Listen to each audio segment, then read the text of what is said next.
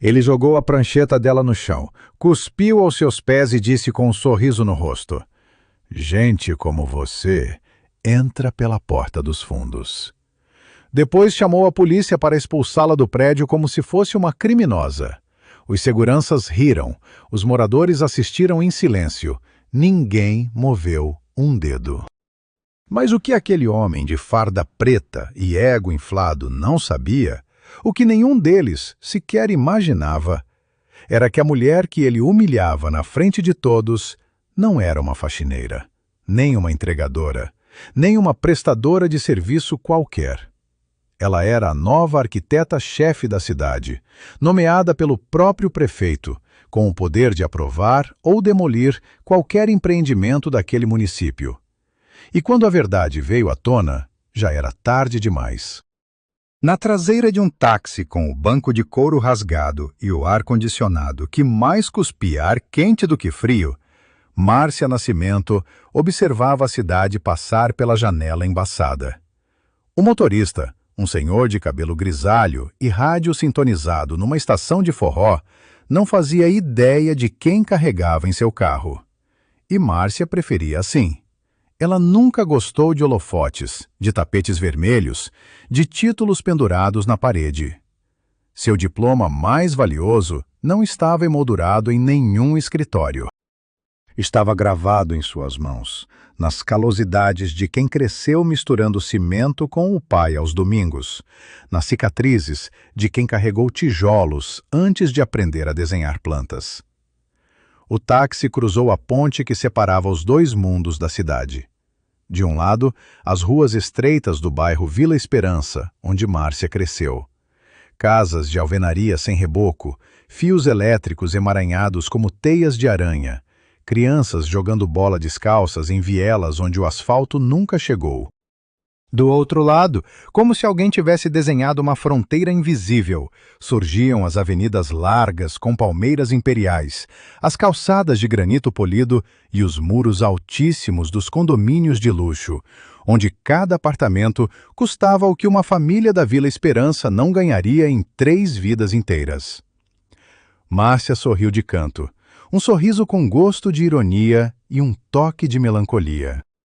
Ela se lembrou de sua mãe, Dona Aparecida, uma mulher magra e forte como raiz de aroeira, que passava 12 horas por dia lavando e passando roupa para fora.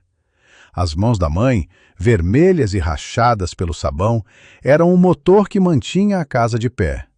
E seu pai, o senhor Geraldo, pedreiro de mão cheia, que voltava do trabalho todo dia com a pele coberta de pó de cimento e um sorriso cansado, mas cheio de orgulho. Ele a levava para as obras aos sábados e dizia, apontando para os prédios que subia: "Está vendo, Marcinha? Quem constrói o mundo é gente como a gente. Um dia você vai construir coisas muito maiores do que isso aqui." E ela construiu. Não com as mãos, mas com a mente que seu pai alimentou com sonhos e sua mãe regou com sacrifício. Formou-se em arquitetura na Universidade Federal, a única aluna negra de sua turma. Fez mestrado com bolsa em Portugal. Sua tese sobre urbanismo social e inclusão habitacional ganhou um prêmio internacional. E agora, aos 38 anos, ocupava o cargo mais alto da arquitetura municipal, nomeada diretamente pelo prefeito após um concurso público rigoroso. Mas naquela manhã, nada disso era visível. Márcia vestia uma calça cargo verde-oliva, cheia de bolsos, como usava sempre que ia a canteiros de obras. Nos pés, um par de botas de campo com respingos secos de tinta. Na camiseta de algodão branca, um logo quase apagado de um congresso de arquitetura que ela frequentara anos atrás. Seu cabelo crespo estava preso num coque alto e funcional. No banco ao lado, uma prancheta de madeira com plantas técnicas, uma trena laser e um capacete amarelo. Nenhuma bolsa de grife, nenhum blazer, nenhum salto alto. Ela parecia exatamente o que era, uma profissional indo trabalhar. Mas para o mundo que a esperava do outro lado daquela ponte, a aparência seria a única coisa que importaria. O táxi diminuiu a velocidade ao se aproximar do destino. Através do para-brisa, Márcia viu o condomínio Reserva Imperial surgir como uma fortaleza de vidro e concreto armado. Os muros tinham 5 metros de altura, revestidos de pedra natural, encimados por cercas elétricas que brilhavam sob o sol da manhã. O portão principal, uma estrutura enorme de aço escovado com detalhes dourados, parecia a entrada de um castelo. Jardins impecáveis com palmeiras podadas com precisão cirúrgica ladeavam a entrada, onde uma fonte ornamental jorrava água cristalina, como se o desperdício fosse um luxo aceitável. Era ali que ficava o empreendimento mais caro da cidade. 120 apartamentos de alto padrão, piscinas aquecidas, heliponto, spa e uma lista de espera de milionários ansiosos pela segunda fase do projeto. Uma segunda fase que dependia de uma única assinatura, a de Márcia Nascimento, arquiteta-chefe da cidade. O convite para a vistoria técnica veio diretamente do escritório do maior incorporador do estado. Ela poderia ter mandado um assistente, mas Márcia nunca delegava o que seus olhos precisavam ver. A arquitetura, para ela, não se fazia de escritório com ar-condicionado. Se fazia com os pés no chão, com as mãos tocando as paredes, com o nariz sentindo o cheiro do concreto. O motorista parou junto ao meio-fio. "Quanto é, senhor?" "22,50, minha filha." Ela pagou 30, disse para ficar com o troco e agradeceu. O taxista sorriu, surpreso com a gorjeta generosa daquela mulher simples. "Que Deus abençoe o seu dia, moça." Márcia desceu do táxi, ajeitou a prancheta debaixo do braço e olhou para o portão dourado que brilhava como a promessa de um mundo que, em teoria, era de todos.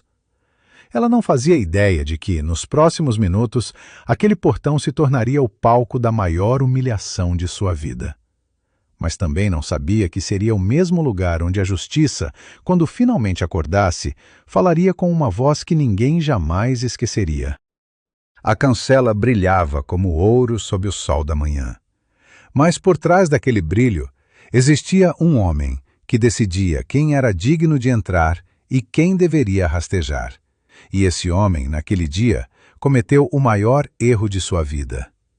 Ademar Correia era o chefe de segurança do condomínio Reserva Imperial há 12 anos. 12 anos sentado naquela guarita como se fosse um trono. 12 anos decidindo, com um olhar e um aceno de cabeça, quem passava e quem ficava do lado de fora. Ele conhecia cada morador pelo nome, pelo carro, pelo andar do apartamento. Sabia quem recebia visitas suspeitas de madrugada, quem brigava com o cônjuge aos domingos e quem estacionava na vaga alheia. Era um homem que transformou informação em poder e poder em tirania. Ademar tinha 53 anos, ombros largos, barriga de quem bebia cerveja demais nos churrascos de domingo e um bigode grosso que ele alisava constantemente com os dedos, um tique nervoso que os funcionários já reconheciam como sinal de problema. Quando Ademar alisava o bigode e estreitava os olhos, alguém ia sofrer. Podia ser o entregador do mercado que demorou 5 segundos a mais para mostrar o documento. Podia ser o encanador que ousou entrar pelo portão principal em vez da entrada de serviço. Ou podia ser qualquer pessoa cuja aparência, na opinião infalível de Ademar Correia, não combinasse com o brilho dourado daquele portão. Ele tinha um sistema. Não era escrito, não era oficial, mas era real, como o concreto dos muros. Carros importados passavam com um sorriso e uma saudação. "Bom dia, doutor! Bom dia, doutora! Que dia lindo, não é?" Mas se o veículo fosse modesto, se a roupa do motorista fosse simples, se a pele fosse escura demais para o padrão silencioso que ele impunha, o procedimento mudava. Documentos eram exigidos 2, 3 vezes. Ligações de confirmação que nunca eram feitas. Esperas intermináveis sob o sol ou a chuva, do lado de fora, como um castigo por existir no lugar errado. Os outros seguranças, mais jovens e mais dependentes do emprego do que de princípios, obedeciam sem questionar. Fábio, um rapaz de 26 anos com olhos grandes e expressão eternamente assustada, era o braço direito silencioso de Adhemar. E tinha também Leandro, um pouco mais velho, mais robusto, com uma risada aguda que soava como vidro arranhando metal, que era o que mais se divertia com as humilhações impostas pelo chefe. Juntos, formavam uma pequena corte do absurdo, um tribunal de portaria onde a sentença era decidida pela cor da pele e pelo preço da roupa. Naquela manhã de terça-feira, o sol já castigava o asfalto quando Adhemar avistou, do alto de sua guarita refrigerada, a figura de uma mulher descendo de um táxi comum na calçada em frente ao condomínio. Ele parou o café que bebia no meio do gole. Seus olhos se estreitaram. O bigode foi alisado. A mulher era negra, vestia roupas de trabalho de campo e carregava o que parecia ser uma prancheta. Para o banco de dados mental de Adhemar, aquela equação tinha apenas uma resposta possível. "Olha só", disse ele para Leandro, que limpava o balcão da guarita ao seu lado. "Mais uma que se perdeu. Aposto R$ 50 que é faxineira. Ou entregadora. Olha a roupa, olha o jeito." Leandro esticou o pescoço para ver, sua boca se abrindo num sorriso torto. "Ih, chefe, essa aí se perdeu feio. O condomínio popular é 4 quarteirões para lá." Eles riram juntos, aquela risada satisfeita de quem se diverte com a suposta inferioridade alheia. Era um som que os entregadores e prestadores de serviço conheciam bem, um som que precedia sempre a humilhação. Márcia caminhou até a guarita com passos firmes e postura ereta. Mesmo sem farda, sem terno, sem qualquer adorno de autoridade, ela tinha nos ombros a retidão de quem sabe exatamente quem é. Ela chegou ao balcão externo, aquele de aço escovado onde os visitantes deviam se apresentar, e sorriu com educação. "Bom dia, meu nome é Márcia Nascimento. Tenho uma vistoria agendada no empreendimento. Fui convidada pelo escritório do engenheiro Fonseca para uma inspeção técnica das áreas comuns da segunda fase." Adhemar sequer se levantou. Ele a olhou de cima a baixo com uma lentidão proposital, como se estivesse avaliando uma mercadoria defeituosa. Seu olhar demorou nas botas sujas, subiu pela calça cargo, passou pela camiseta sem graça e parou no rosto dela. Um rosto forte, bonito, de pele escura e olhos inteligentes, mas que para ele era apenas mais uma confirmação de seu diagnóstico precoce. Vistoria? Ele repetiu a palavra como se tivesse ouvido uma piada. "Que tipo de vistoria, moça? A senhora é de qual empresa de limpeza?" A pergunta caiu no ar como uma pedra em água parada. Márcia sentiu o primeiro tremor, não de medo, mas de reconhecimento. Ela conhecia aquele tom, conhecia aquele olhar. Havia enfrentado os dois a vida inteira, nos corredores da universidade, nas reuniões de obra, nos escritórios de clientes que pediam para falar com o engenheiro, achando que ela era a secretária. Mas cada vez que aquele monstro familiar erguia a cabeça, a ferida ardia como se fosse a primeira vez. Ela respirou fundo e manteve o sorriso. "Não sou de empresa de limpeza. Sou arquiteta. Tenho uma reunião técnica aqui no condomínio, agendada para as 9 horas. Se puder verificar no sistema ou ligar para a administração, agradeço." Adhemar soltou uma risada curta pelo nariz, aquele tipo de riso que não é riso, é escárnio. Ele olhou para Leandro, que devolveu o olhar com a cumplicidade de quem já entendia o roteiro. "Arquiteta, é?" A voz de Adhemar pingava sarcasmo. Sei, sei. E eu sou engenheiro da NASA. Escuta aqui, moça. Eu trabalho nesse portão há 12 anos. Eu sei quem é morador, quem é visitante e quem não tem nada que fazer aqui. E a senhora, com todo respeito, não tem nada que fazer aqui.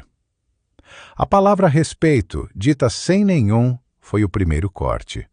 Mas Márcia não sangrou por fora. O sangue ficou por dentro, quente, pulsando, acumulando-se como a água atrás de uma represa que um dia, inevitavelmente, se rompe. Existem palavras que machucam mais do que um soco. Existem frases que deixam marcas que nenhum médico pode tratar e nenhum remédio pode curar.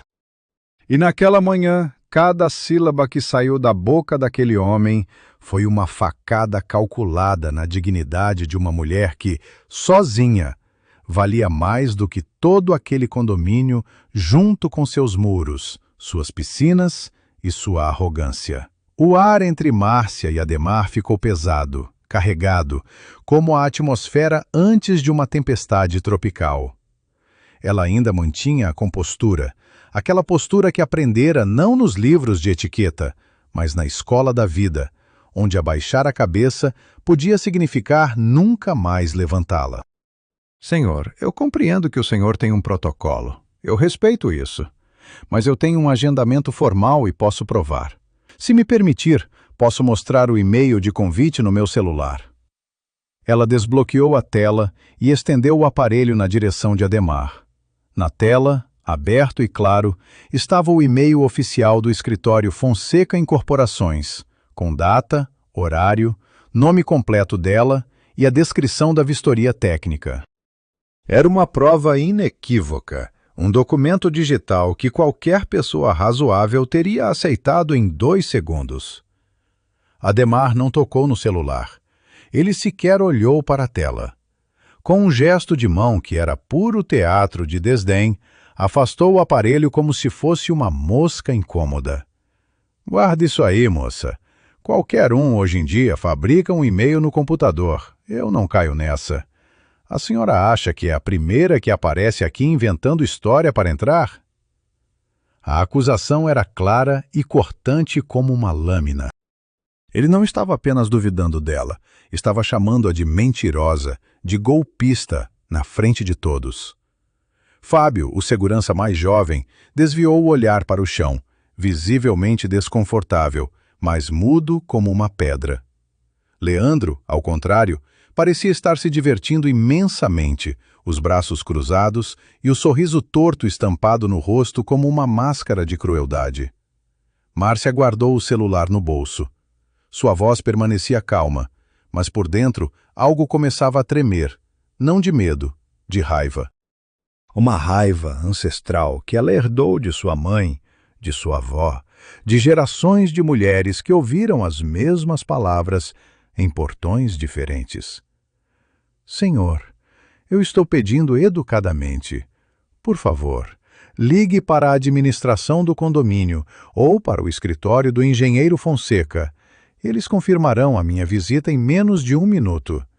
Eu só preciso que o senhor faça o seu trabalho. A frase "eu só preciso que o senhor faça o seu trabalho" atingiu Adhemar como um insulto pessoal.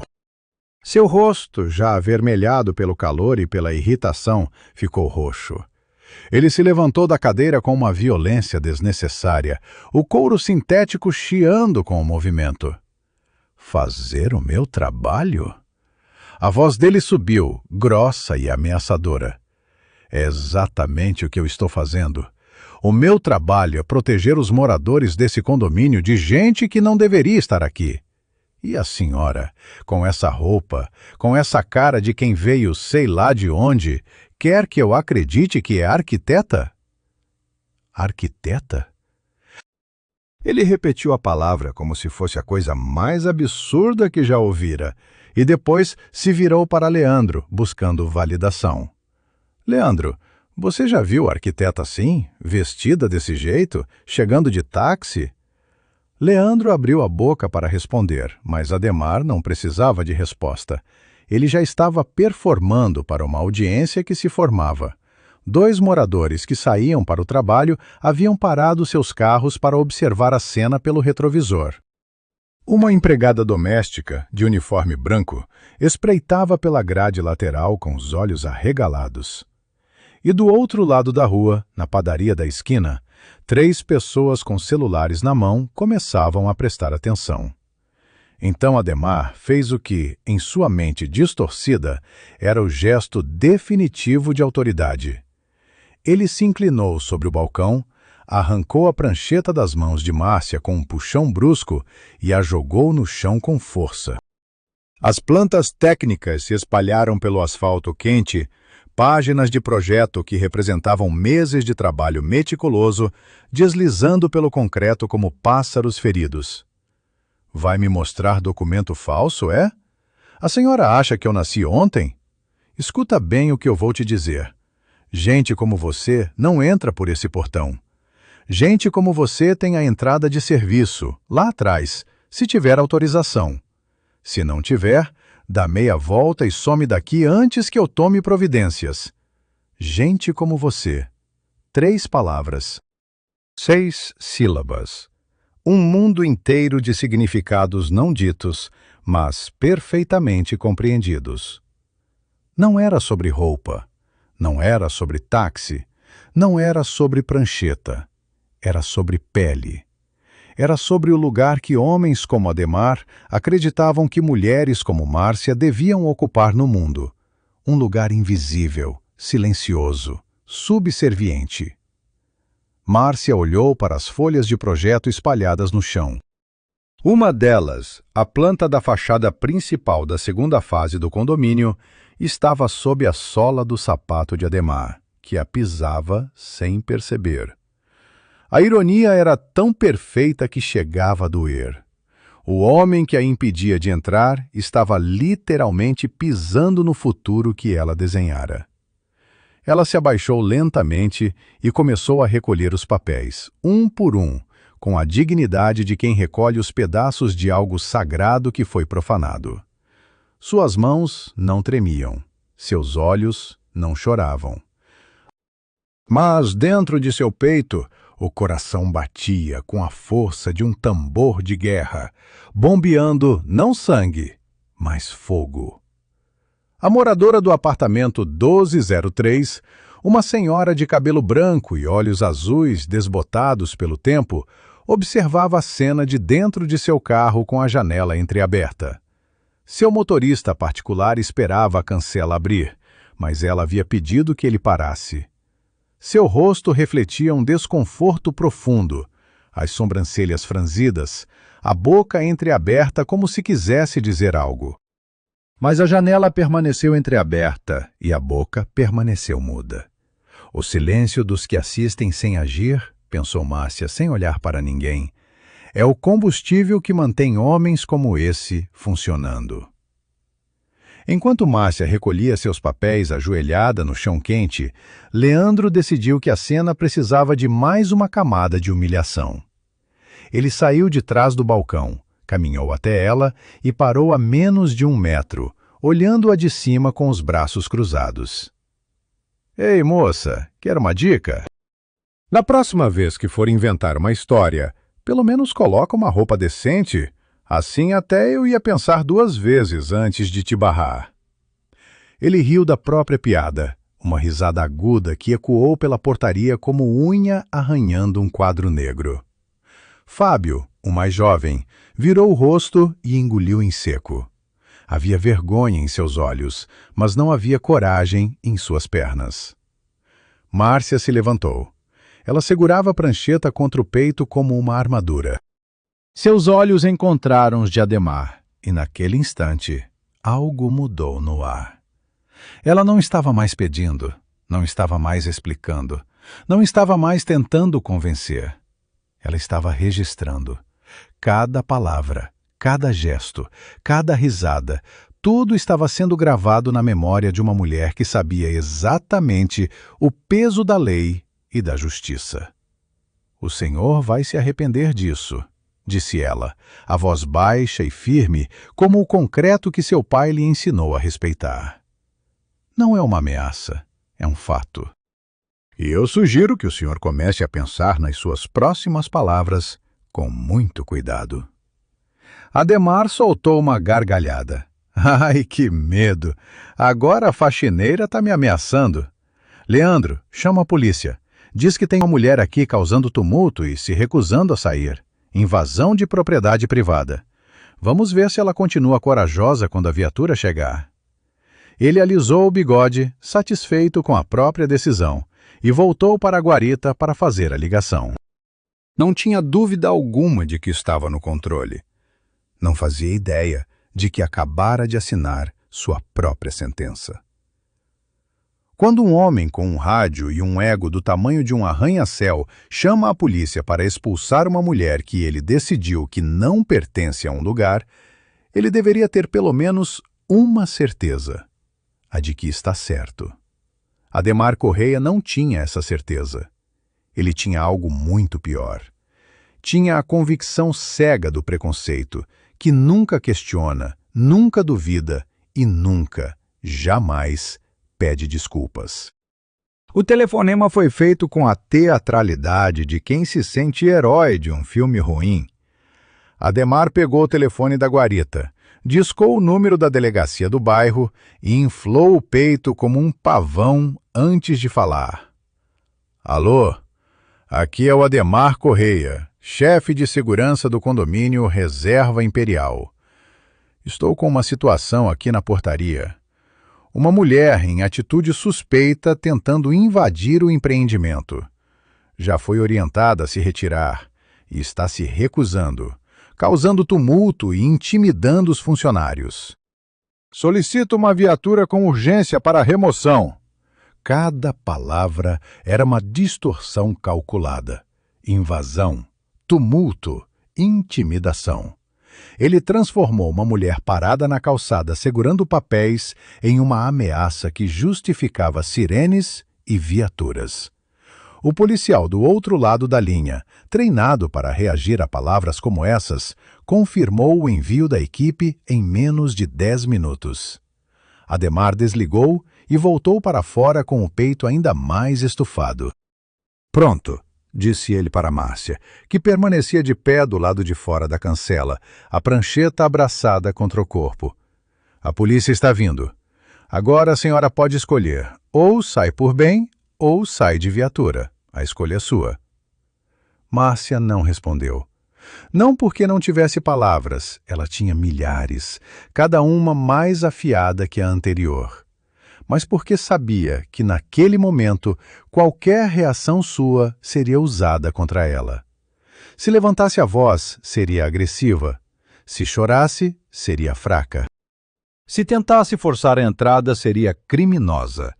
O sistema inteiro estava desenhado para que ela perdesse, não importava o que fizesse. Então, ela fez a única coisa que podiam tirar dela.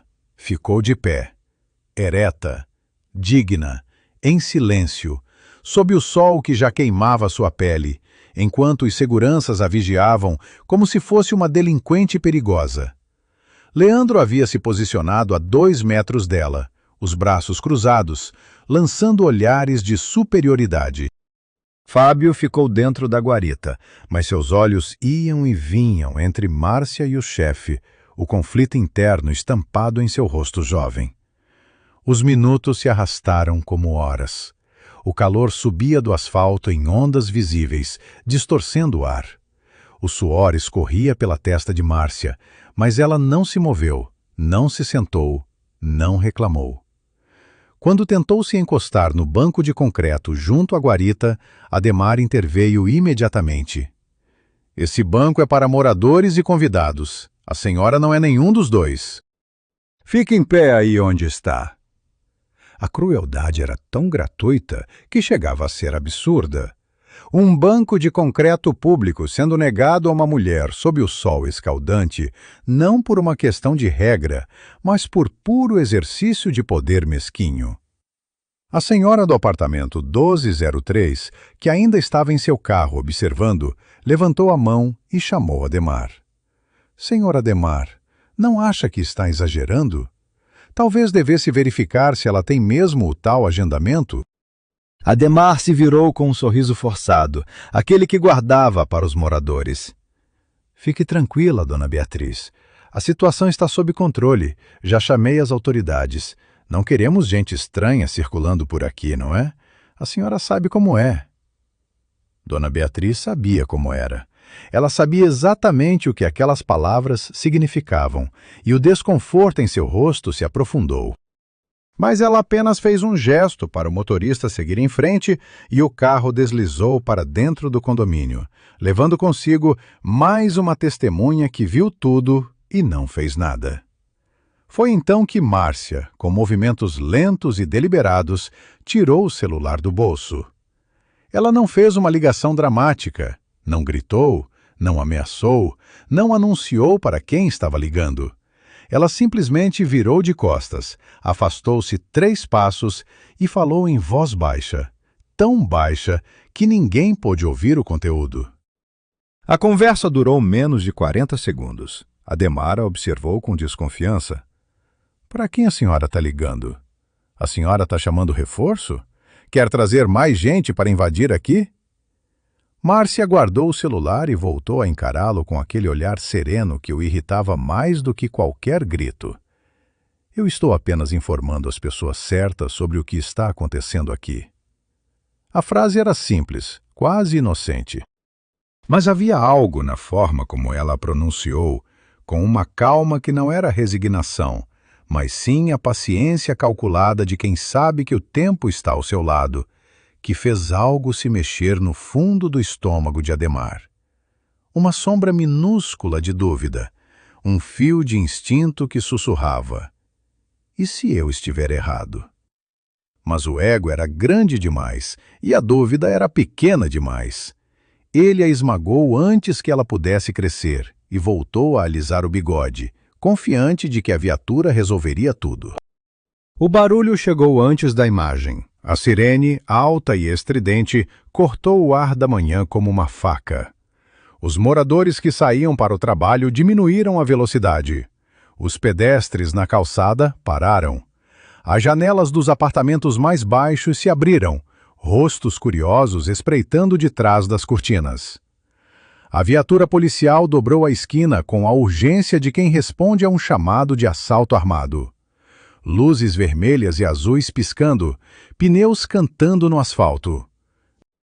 2 policiais desceram com as mãos instintivamente próximas dos coldres, os corpos tensos, os olhos varrendo a cena em busca da ameaça que lhes havia sido descrita. E a ameaça que encontraram foi uma mulher de camiseta branca, sozinha, segurando uma prancheta. Mas para eles, naquele momento, ela era exatamente o que Ademar havia descrito. Uma invasora, uma perturbadora, uma estranha que não pertencia àquele lugar. A sentença já havia sido decidida antes mesmo de ouvirem sua voz. A viatura chegou com sirene ligada, como se estivesse respondendo a um assalto à mão armada. 2 policiais desceram com as mãos nos coldres e os olhos afiados. O crime? Uma mulher negra querendo entrar em um prédio bonito demais para gente como ela. Os 2 policiais se chamavam Tavares e Mendonça. Tavares, o mais velho, era um homem de rosto quadrado e expressão de quem já viu de tudo e não se impressiona com nada. Mendonça, mais jovem, tinha olhos inquietos que pulavam de um ponto a outro como os de um pássaro nervoso. Eles se aproximaram da portaria com a autoridade que a farda lhes conferia e que o contexto social amplificava. Ademar os recebeu como se recebesse cavaleiros de uma cruzada santa. Ele saiu da guarita com um sorriso de alívio e satisfação, o peito inflado, os braços abertos como um anfitrião recebendo convidados de honra.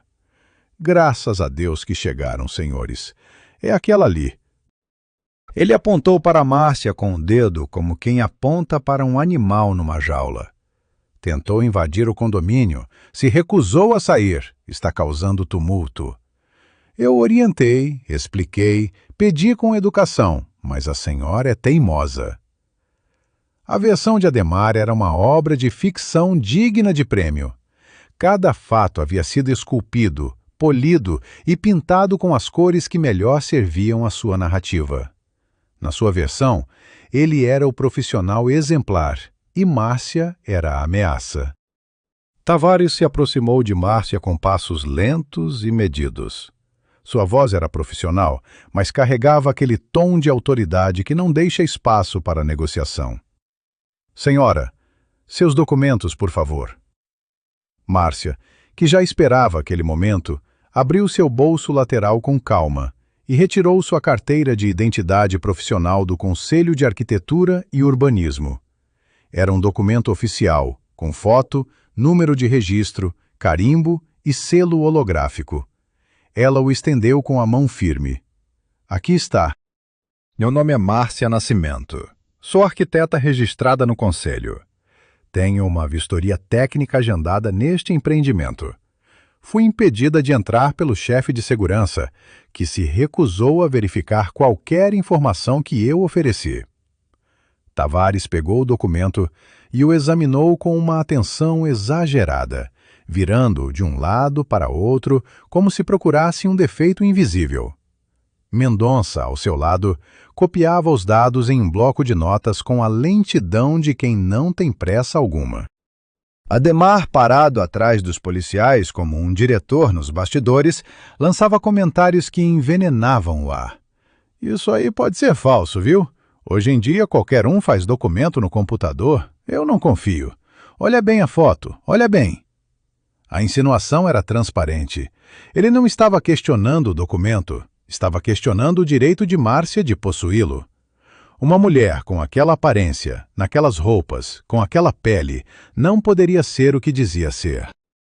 Essa era a lógica de Ademar, e os policiais, conscientemente ou não, estavam operando dentro dela.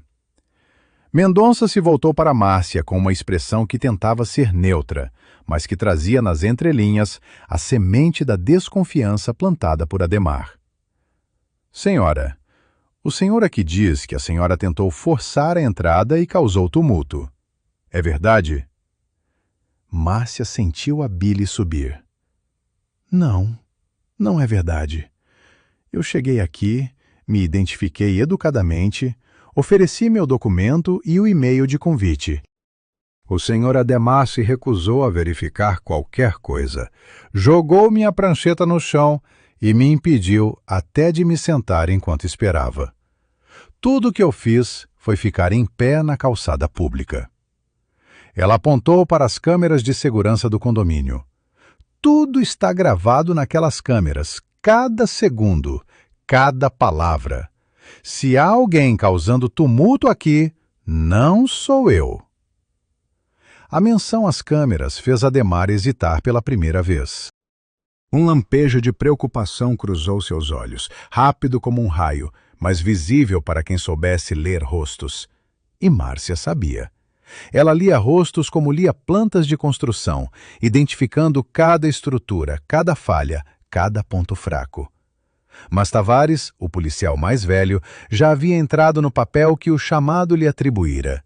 Na sua cabeça, ele estava ali para resolver um problema, e o problema era a mulher na calçada, não o homem na guarita. Olha, senhora, para evitar mais confusão, acho melhor a senhora nos acompanhar até a delegacia para a gente resolver isso de forma adequada. Não estou prendendo ninguém, é só uma averiguação. A palavra averiguação. Um eufemismo tão velho quanto a própria injustiça.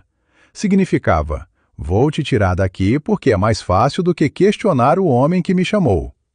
Significava, a sua versão importa menos, porque a sua aparência já te condenou.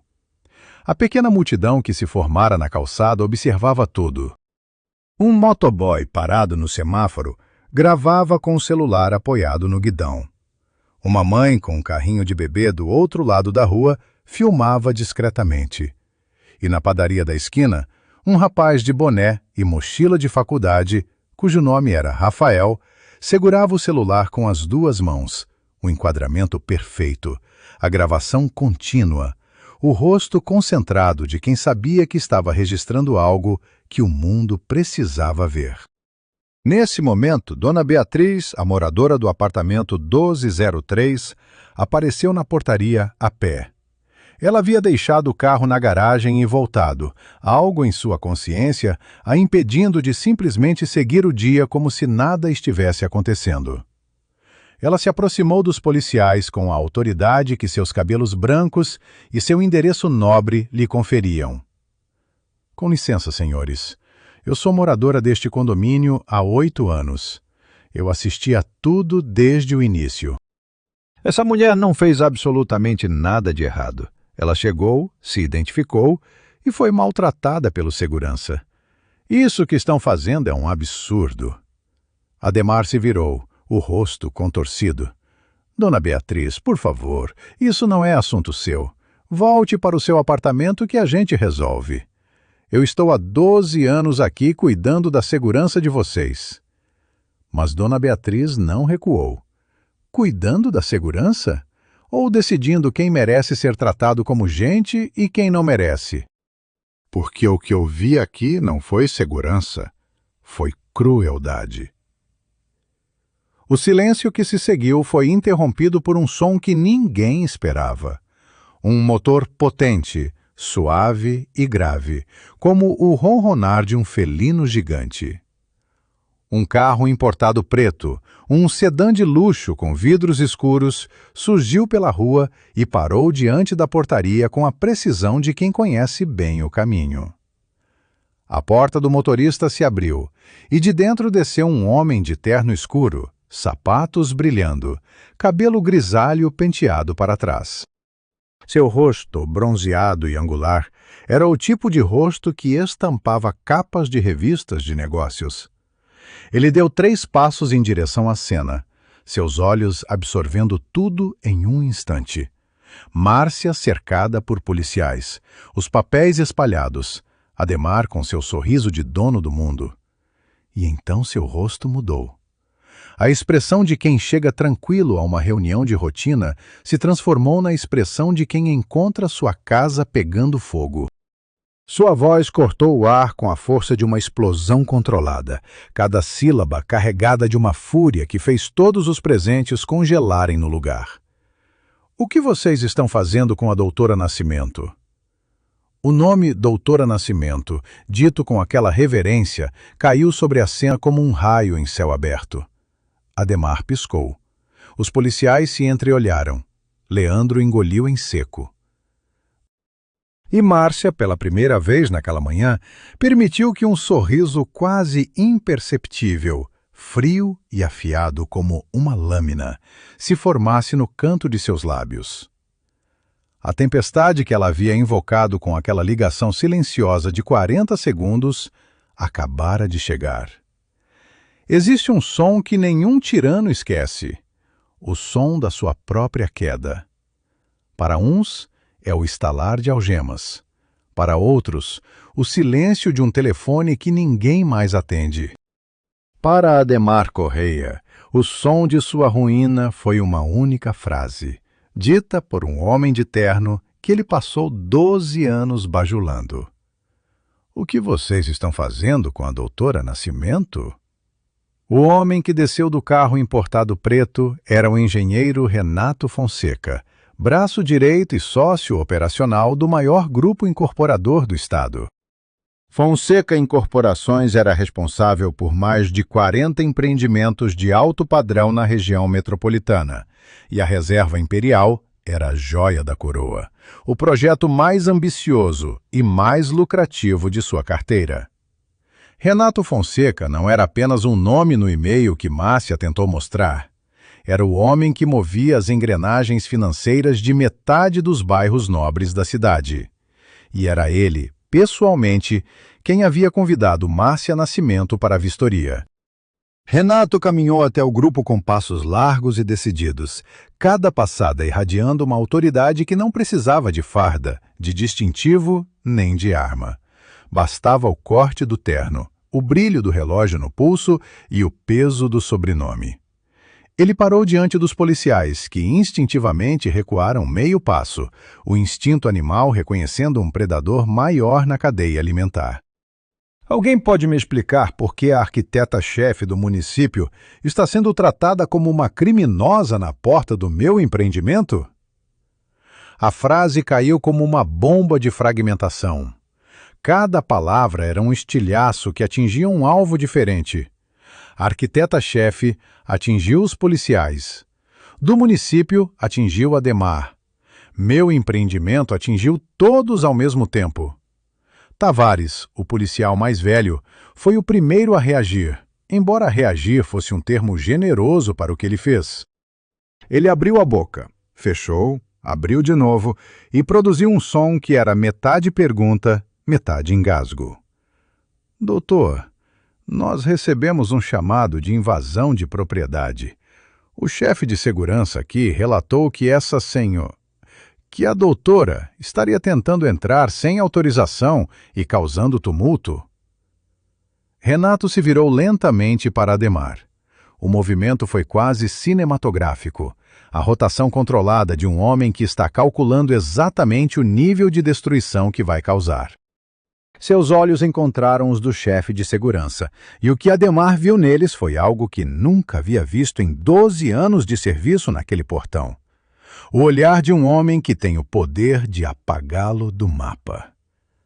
Ademar, disse Renato, e o nome próprio, dito sem o senhor, sem o seu, foi a primeira degradação.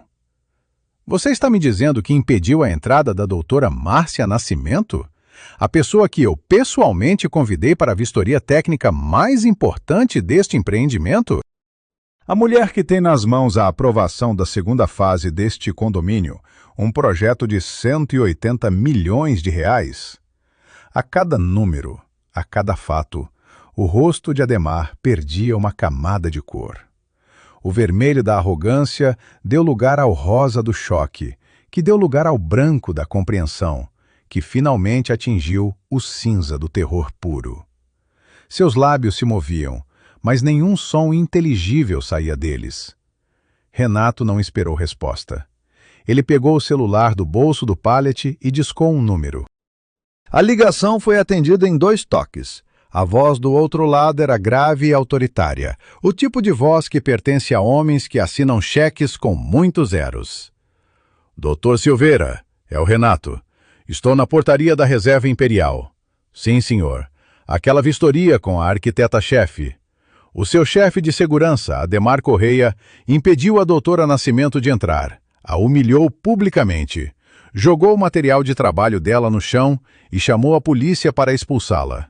Sim, a polícia está aqui. Estão tentando levá-la para a delegacia para averiguação. Sim, o vídeo. Já tem gente filmando. Ele colocou o telefone no viva voz.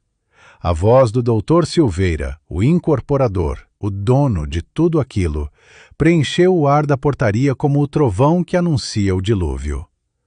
Ademar, aqui é o Dr. Silveira. Eu quero que você ouça com muita atenção, porque eu só vou dizer uma vez. A senhora que você humilhou é a maior autoridade urbanística desta cidade. É ela quem decide se eu construo ou não a segunda fase desse condomínio. É ela quem pode embargar cada metro quadrado desse terreno com uma assinatura. E você, seu imbecil, acabou de jogar os documentos dela no chão e chamar a polícia. Você tem noção do que fez? Você tem ideia de quanto dinheiro acabou de colocar em risco? O silêncio que se seguiu foi tão denso que parecia ter massa física. Ademar abriu a boca e o que saiu foi um fio de voz tão fino que mal se sustentava no ar. Dr. Silveira, eu não sabia. Ela não parecia. Eu pensei que fosse. Não parecia? A voz do incorporador subiu como uma onda. Não parecia o quê, Ademar? O que exatamente precisa parecer para ser tratada com respeito no portão do meu condomínio? Precisa chegar de helicóptero? Precisa ter a pele de que cor? Me diz, porque eu estou muito curioso para saber qual é o seu critério. Ademar não respondeu. Suas pernas tremiam visivelmente e ele se apoiou no balcão da guarita para não cair. Leandro, ao seu lado, havia recuado até encostar na parede, como se pudesse se fundir com o concreto e desaparecer. Fábio, o mais jovem, olhava para o chão com uma expressão que misturava alívio e vergonha em partes iguais. Os policiais Tavares e Mendonça trocaram olhares. A ficha caía em câmera lenta, mas caía. Tavares devolveu o documento de Márcia com um gesto rápido, quase envergonhado. Doutora, as nossas desculpas. Houve claramente um equívoco na informação que recebemos. Estamos à disposição para registrar qualquer ocorrência que a senhora desejar. Equívoco? Repetiu Márcia em voz baixa, provando a palavra como quem prova algo amargo.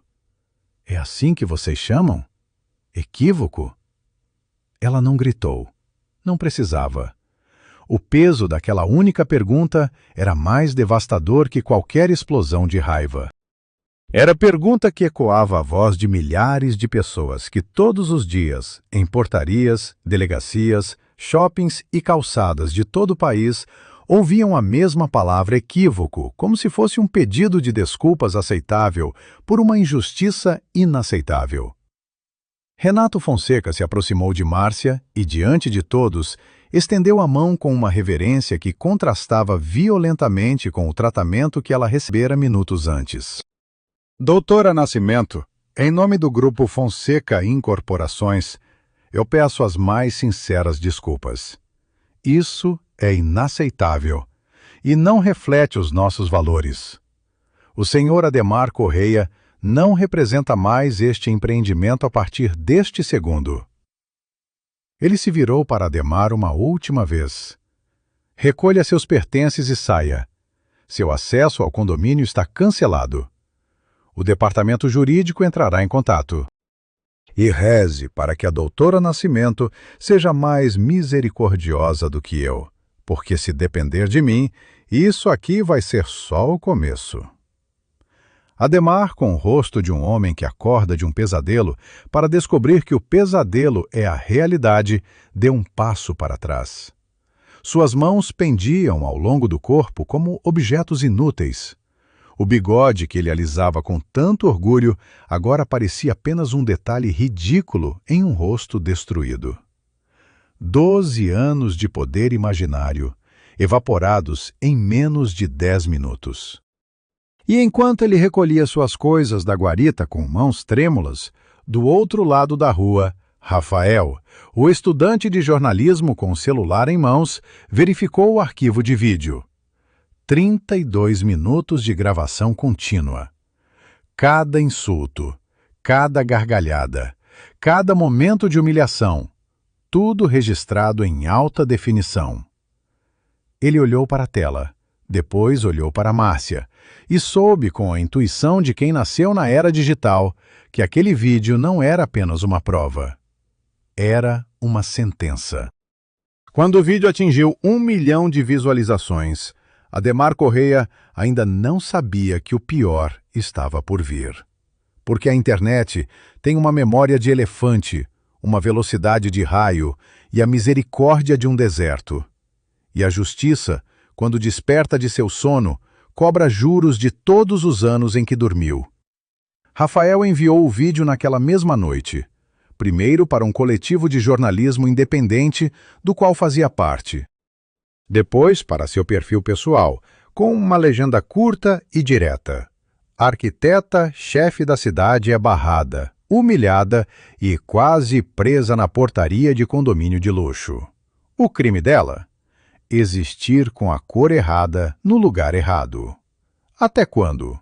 A internet, essa fera insaciável que se alimenta de indignação, devorou o conteúdo em questão de horas. Em 2 horas, o vídeo já estava em mais de 500 grupos de mensagens. Em 4 horas, os principais portais de notícia do país haviam publicado matérias. Em 6 horas, a hashtag Justiça para Márcia era o assunto mais comentado das redes sociais em todo o território nacional. As imagens eram implacáveis. A câmera de Rafael captou tudo com uma clareza cruel. A arrogância no rosto de Ademar ao dizer gente como você. A prancheta sendo arrancada e jogada no asfalto. Os risos de Leandro. a chegada da polícia tratando Márcia como suspeita. E o contraste devastador do momento em que Renato Fonseca chegou e, com uma única pergunta, virou o mundo de cabeça para baixo. As pessoas reagiram com uma fúria coletiva que transcendia classes sociais, regiões e posições políticas. Vergonha, dizia um comentário com 80.000 curtidas. Esse homem precisa pagar por cada segundo de humilhação, dizia outro. Quantas Márcias não tiveram a sorte de ter alguém para desmascarar o agressor? Quantas voltaram para casa em silêncio, engolindo as lágrimas? Essa pergunta, feita por uma professora universitária em um vídeo de resposta, viralizou com força ainda maior que o original. Na manhã seguinte, a sede da administradora do condomínio Reserva Imperial estava cercada por câmeras de televisão, repórteres e curiosos.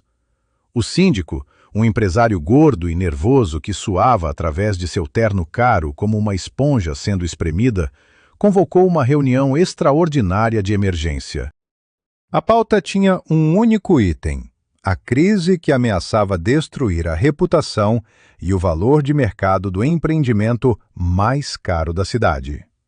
Ademar Correia foi demitido por justa causa naquela mesma manhã, embora na prática já não tivesse emprego desde o momento em que Renato Fonseca pronunciou a palavra cancelado na tarde anterior. Mas a demissão formal veio acompanhada de um comunicado público, redigido às pressas pelo departamento jurídico do condomínio, onde se lamentava profundamente o ocorrido e se reafirmava o compromisso do empreendimento com a diversidade e o respeito. A hipocrisia do comunicado foi imediatamente percebida pelo público e pelos jornalistas. Porque nos dias que se seguiram, a investigação interna abriu uma caixa que deveria ter sido aberta anos antes. Funcionários terceirizados, encorajados pela exposição do caso, começaram a falar. E o que disseram pintou um retrato muito mais sombrio do que um único incidente. Uma faxineira chamada Luciana, que trabalhou no condomínio por 3 anos, contou a uma repórter que Ademar a obrigava a usar a escada de serviço mesmo quando o elevador social estava vazio, dizendo que ela sujava o ambiente. Um entregador de farmácia relatou que foi forçado a esvaziar todos os bolsos e abrir a mochila na frente de moradores, enquanto entregadores brancos passavam sem qualquer verificação. Um jardineiro de 62 anos chorou ao contar que Ademar o chamou de macaco na frente de outros funcionários e que, quando ele reclamou à administração, foi aconselhado a não criar caso. Eram histórias que estavam enterradas sob camadas de medo, de vergonha e de impotência. Cada depoimento era uma pedra a mais no túmulo da carreira e da reputação de Ademar Correia. Mas eram também testemunhos de uma cultura que ia muito além de um único homem. O sistema que permitiu que Ademar agisse assim por 12 anos era tão culpado quanto ele. Leandro, o segurança que ria das humilhações, também foi demitido. Fábio, o mais jovem, foi afastado e depois recontratado em outra função, após prestar depoimento detalhado sobre as práticas de Ademar e admitir que nunca teve coragem de denunciar por medo de perder o emprego. Seu depoimento, cheio de remorso, revelou que o que aconteceu com Márcia não foi exceção, foi rotina. A única diferença é que, daquela vez, a vítima tinha o poder de se defender.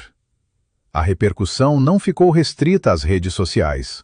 O Ministério Público abriu um inquérito. O Conselho Municipal de Direitos Humanos exigiu providências. E Márcia Nascimento, a mulher que foi humilhada na portaria, recebeu centenas de mensagens de apoio de todo o país, de arquitetas, de engenheiras, de advogadas, de médicas, de professoras, de empregadas domésticas, de motoboys, de faxineiras, de gente que conhecia muito bem o gosto amargo daquela palavra. Gente como você. Mas Márcia não celebrou. Não deu entrevistas naqueles primeiros dias. Não postou nada nas redes sociais. Ela se recolheu, porque a dor que sentia não era pública, era íntima, era antiga, e precisava ser enfrentada a sós, antes de ser transformada em qualquer outra coisa. Uma arquiteta pode projetar prédios à prova de terremotos, calcular a resistência de uma viga de aço e desenhar estruturas que desafiam a gravidade. Mas ninguém, nenhuma faculdade, nenhum curso, nenhum diploma projeta uma alma à prova de humilhação. E naquela noite, sozinha em seu apartamento, Márcia Nascimento descobriu que as paredes mais difíceis de reconstruir não são as de concreto, são as de dentro. O apartamento de Márcia ficava no 8º andar de um prédio simples no bairro da Liberdade, sem porteiro 24 horas, sem piscina, sem academia. Um apartamento de 2 quartos, com uma vista parcial da cidade que, nos dias claros, permitia ver o topo dos edifícios do centro comercial. As paredes eram cheias de prateleiras com livros de arquitetura, maquetes de projetos e, em um canto especial, emoldurada e iluminada por uma pequena luminária, a foto de formatura dela ao lado dos pais. O pai, de terno emprestado e sorriso imenso. A mãe, de vestido florido e olhos marejados. Márcia no meio, com o canudo na mão e o mundo pela frente. Naquela noite, sentada no sofá com as pernas recolhidas contra o peito e uma caneca de chá que esfriava sem ser tocada, Márcia olhava para aquela foto e chorava. Não era um choro dramático nem explosivo. Era o choro silencioso que vem das profundezas, aquele que escorre pelo rosto sem som, alimentado por uma dor tão antiga que parece fazer parte da estrutura dos ossos. O tapa que Adhemar lhe dera não fora físico. Não houve mãos levantadas, não houve contato. Mas as palavras "gente como você" tinham atingido algo muito mais profundo do que a pele. Tinham reaberto cicatrizes que ela passara a vida inteira tentando cobrir com diplomas, prêmios e conquistas. Cicatrizes que ela carregava desde os 6 anos de idade, quando um coleguinha na escola perguntou por que ela era suja, já que não saía quando esfregava. Desde os 15, quando um orientador vocacional olhou para suas notas perfeitas e sugeriu, com um sorriso paternal, que talvez ela devesse considerar algo mais realista do que arquitetura, quem sabe enfermagem ou pedagogia. Desde a faculdade, quando era a única pessoa negra em uma turma de 60 alunos e ouvia nos corredores os sussurros que achavam que ela não ouvia. Entrou por cota, não vai aguentar, é questão de tempo. Ela aguentou. Aguentou tudo. Aguentou com a força silenciosa que herdou da mãe, com a teimosia paciente que herdou do pai, com o fogo interior que era só dela. Ela se formou em primeiro lugar. Publicou artigos, ganhou concursos internacionais, projetou habitações sociais que ganharam prêmios de sustentabilidade. E quando foi nomeada arquiteta-chefe do município, a primeira mulher negra a ocupar aquele cargo em toda a história da cidade, ela não fez discurso, não deu festa, não postou nas redes. Ela ligou para a mãe e disse apenas: "Consegui, mãe. A gente conseguiu." Mas naquela noite, sozinha, com o chá frio e as lágrimas quentes, Márcia se perguntava se todo aquele caminho valia a pena. Não pela carreira, não pelo cargo, não pelo reconhecimento, mas pela dor constante de existir em um mundo que insistia, a cada portão, a cada portaria, a cada olhar de desconfiança, em lhe dizer que ela não pertencia. O celular tocou. Era a mãe. Dona Aparecida, que morava a 300 quilômetros dali, numa casinha simples com varanda de cimento e um pé de jabuticaba no quintal, ligava todas as noites às 9 em ponto. Era um ritual sagrado. Mas naquela noite, a ligação veio mais cedo. A notícia já havia chegado até ela. "Minha filha, Eu vi tudo no telefone da vizinha. Me conta o que aconteceu. Você está bem? Márcia tentou responder com firmeza, mas sua voz a traiu. Estou, mãe. Não foi nada.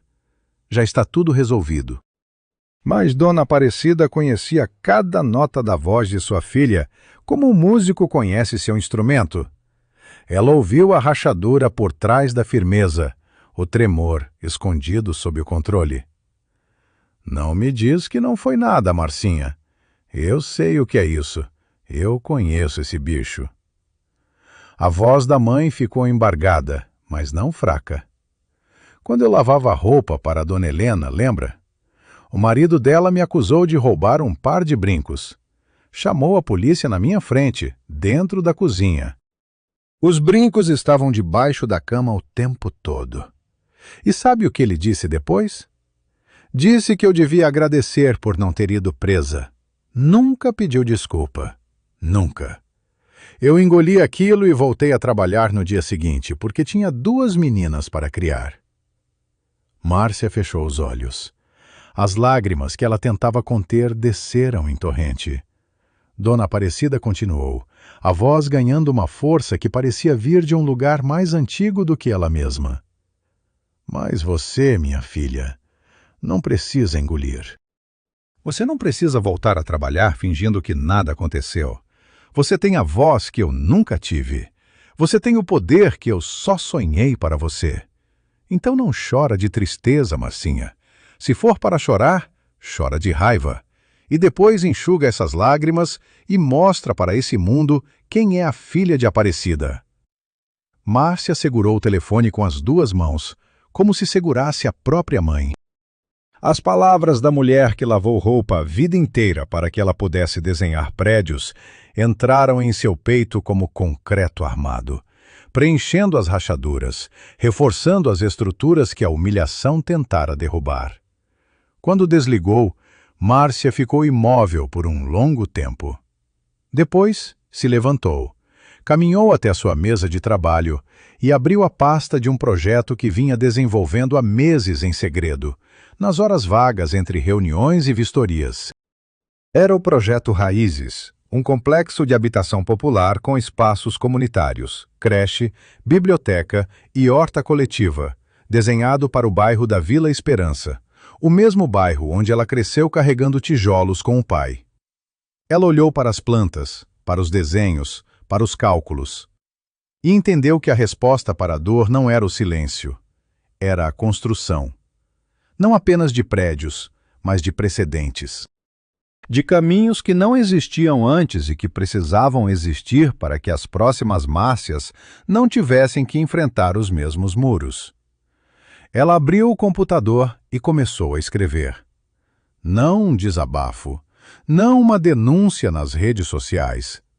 Ela escreveu um pronunciamento oficial, palavra por palavra, medindo cada frase como media cada centímetro de uma planta. E quando o sol nasceu, ela sabia exatamente o que ia dizer e para quem. Ela poderia ter ficado em silêncio. Poderia ter aceitado o pedido de desculpas do condomínio, o comunicado bonito do incorporador, a demissão do segurança e a nota de repúdio do secretário municipal. Poderia ter deixado a poeira baixar e seguido em frente com a sua vida. Muitos teriam feito isso, a maioria, na verdade. Mas Márcia Nascimento não construía apenas prédios, ela construía precedentes. E precedentes exigem barulho. A coletiva de imprensa foi convocada para as 10 horas da manhã, no auditório do Conselho de Arquitetura e Urbanismo. A escolha do local foi deliberada. Não foi no gabinete do prefeito, não foi na prefeitura, não foi em território de ninguém. Foi em casa, no espaço que representava sua profissão, sua identidade e sua luta. O auditório lotou antes das 9. Jornalistas de todas as emissoras, blogueiros, ativistas, representantes de movimentos sociais, professores universitários e, nas últimas fileiras, funcionários terceirizados de condomínios que vieram em silêncio, com bonés e uniformes de trabalho, para ver a mulher que finalmente disse em voz alta o que eles engoliam todos os dias. Márcia entrou pela porta lateral. Vestia um blazer escuro sobre uma blusa branca, calça social e sapatos de salto baixo. Seu cabelo crespo estava solto, natural, uma moldura poderosa para um rosto que carregava cansaço, determinação e algo mais. Uma serenidade que só pertence a quem já decidiu o que vai fazer e não tem mais medo. Ao seu lado, como um escudo silencioso, estava sua advogada, doutora Fernanda, uma mulher alta e magra, com olhos de águia e uma reputação de nunca perder um caso de direitos civis. E atrás delas, em um gesto que ninguém esperava, estava Dona Beatriz, a moradora idosa do condomínio que tentou intervir na portaria. Ela pediu para estar ali, disse a assessoria. Ela precisava estar ali, corrigiu para si mesma. Márcia se posicionou diante do púlpito. Os flashes das câmeras explodiram como uma tempestade de luz branca. Microfones se estenderam em sua direção como mãos sedentas. Ela esperou. Deixou o silêncio trabalhar. E quando cada pessoa naquele auditório estava presa à sua presença, ela começou. Bom dia a todos. Meu nome é Márcia Nascimento. Sou arquiteta e urbanista. Ocupo o cargo de arquiteta-chefe deste município.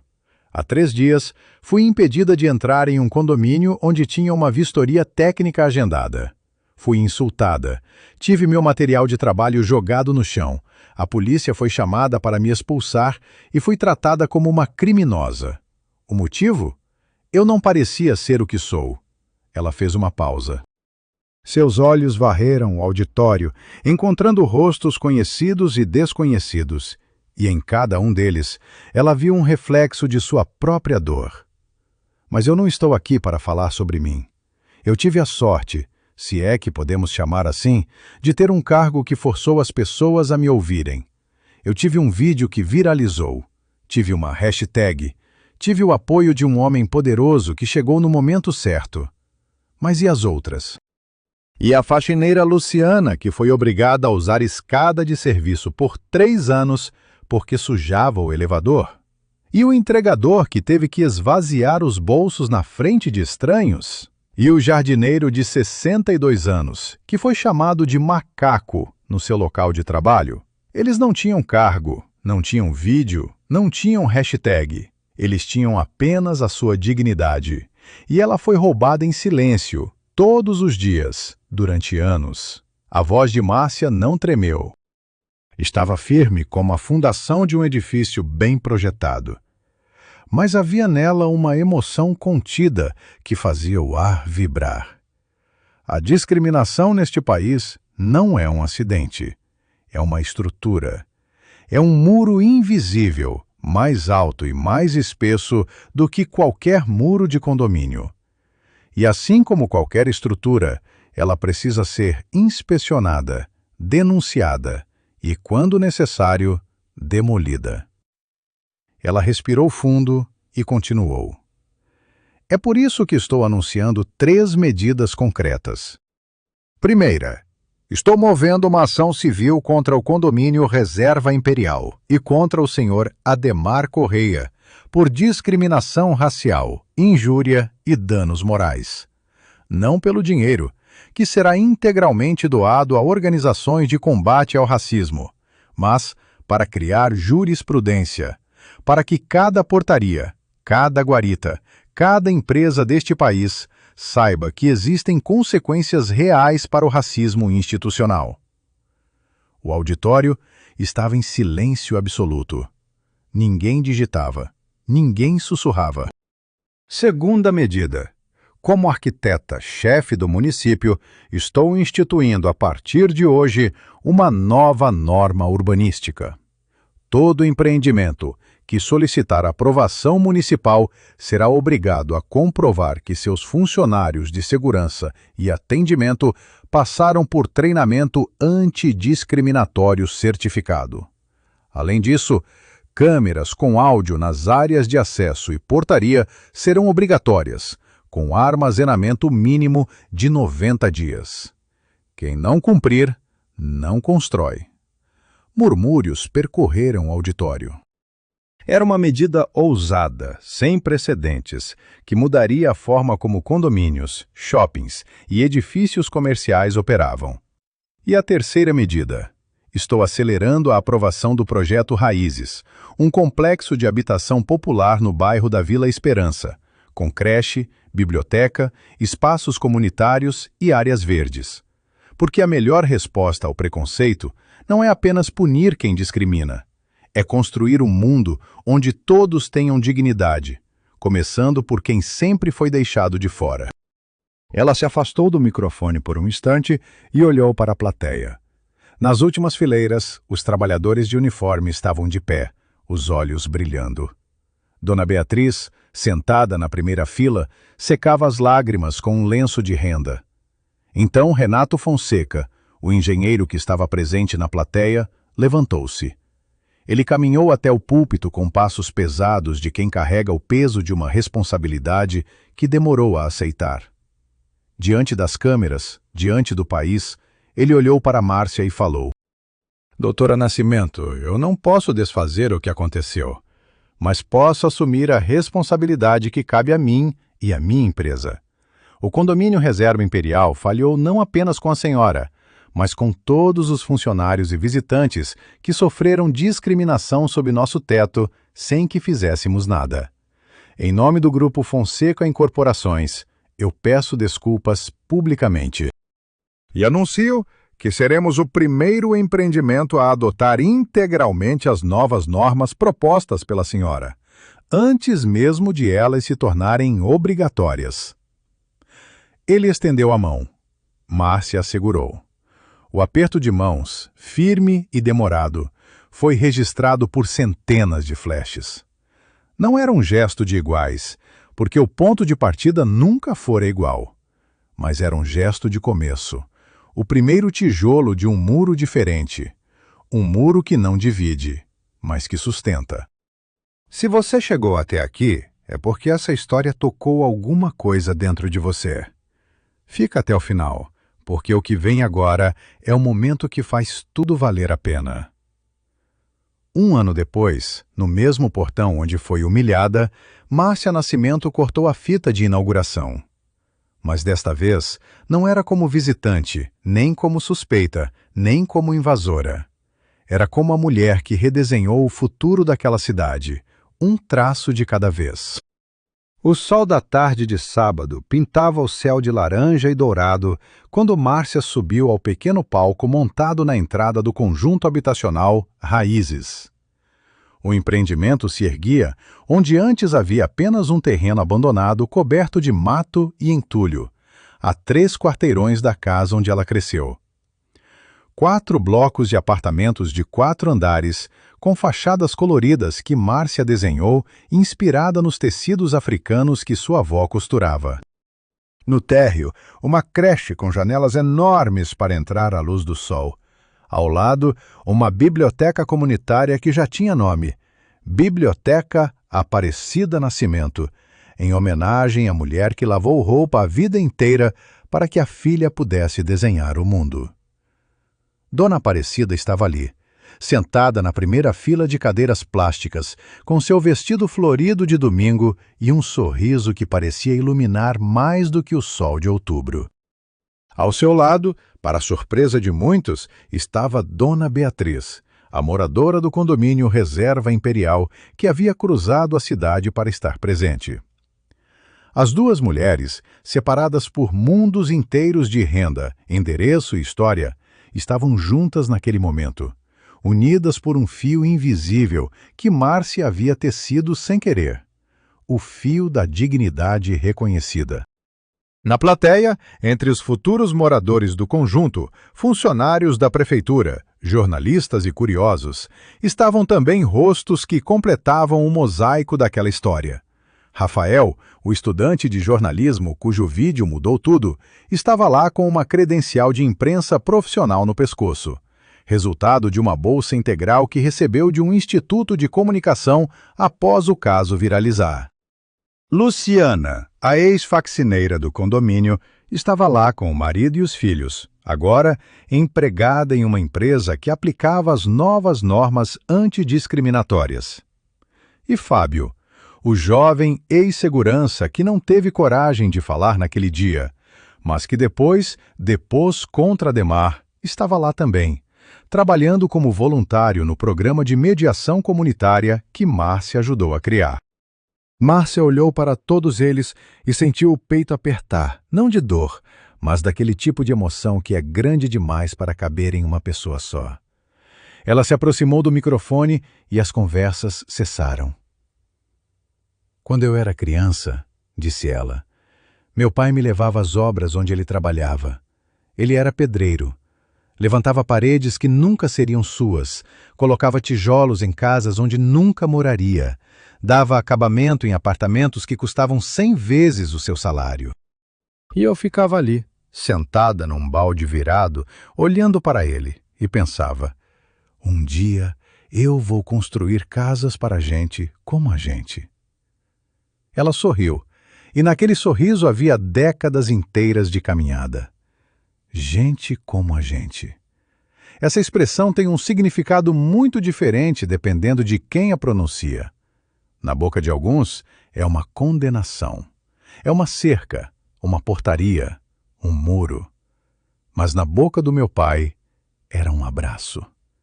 Era uma promessa. Era a certeza de que o nosso suor, a nossa pele, as nossas mãos, são tão dignas quanto qualquer título, qualquer carro importado, qualquer portão dourado. O silêncio na plateia era sagrado. Há um ano, um homem me disse que gente como eu não entrava por um portão. Hoje, eu estou inaugurando um portão novo. Mas este portão não serve para barrar ninguém.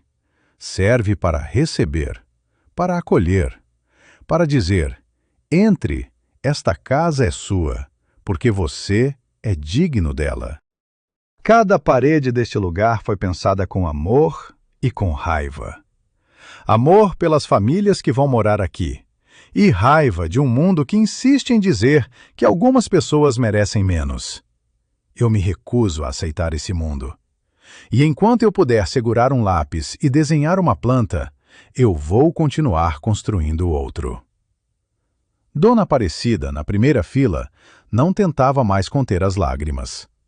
Elas desciam livremente por seu rosto, caindo sobre as flores do vestido como chuva sobre um jardim. Márcia desceu do palco e caminhou até a mãe. A multidão abriu caminho em silêncio, como se compreendesse que aquele momento não pertencia a eles, pertencia àquelas duas mulheres. Márcia se ajoelhou diante da mãe, pegou suas mãos, aquelas mãos que um dia foram vermelhas de sabão e que agora tremiam de emoção, e as beijou. Dona Aparecida segurou o rosto da filha entre as palmas, como fazia quando Márcia era criança e voltava da escola chorando. Seus lábios tremeram, mas sua voz, quando finalmente saiu, era firme como rocha. Você construiu mais do que prédios, minha filha. Você construiu respeito. Márcia a abraçou. O abraço foi longo, apertado, o tipo de abraço que diz tudo o que as palavras não conseguem. A plateia aplaudiu, mas o som parecia vir de muito longe, como se o mundo inteiro estivesse assistindo de uma distância respeitosa, deixando aquele momento ser o que era: uma mãe e uma filha, juntas, inteiras, de pé. Mais tarde, quando o sol já se punha e os convidados começavam a ir embora, Márcia e Dona Aparecida se sentaram na varanda da nova casa que Márcia havia comprado para a mãe, a 2 quarteirões do conjunto Raízes. Era uma casa simples, de 2 quartos, com uma varanda espaçosa e um quintal onde Dona Aparecida já planejava plantar seu pé de jabuticaba. Elas tomavam café em canecas sem estampa, os pés descalços no cimento ainda fresco, e olhavam para o horizonte, onde os blocos coloridos do conjunto Raízes se recortavam contra o céu avermelhado. O silêncio entre elas era o tipo de silêncio que só existe entre pessoas que se amam tanto que não precisam de palavras para preencher o espaço. Mas Dona Aparecida, como toda mãe, sempre tinha mais uma coisa para dizer.